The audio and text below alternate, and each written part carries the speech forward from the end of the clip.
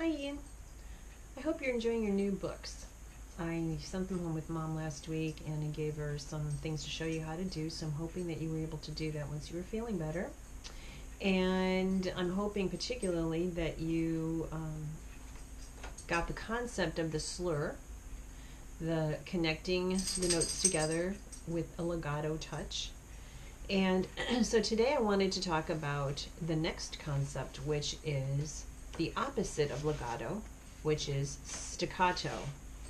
And they explain that in, I'm trying to find where I opened that book to, in your lesson book on page 14. So why don't you take a second, push pause, go get your lesson book. In fact, make sure you have all 4 of your books, because we're going to be doing something in each one of the books today. So I'm just assuming that you got everything completed that I needed you to do up to this point. So push pause and we'll come back on page 14 on your lesson book.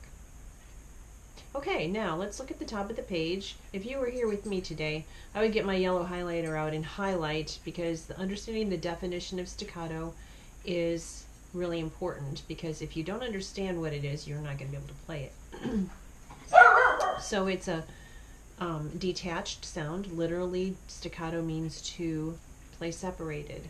And so the way that's marked is with a dot either above or below the note. So you can see on that top of that left hand.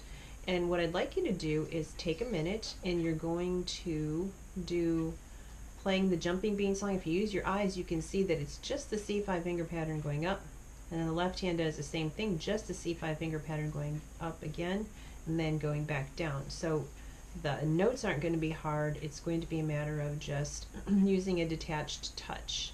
And another one of the videos, I'm going to make sure that you'll see what that's supposed to be like. But why don't you push pause, practice the Mexican Jumping Beans, and then come back.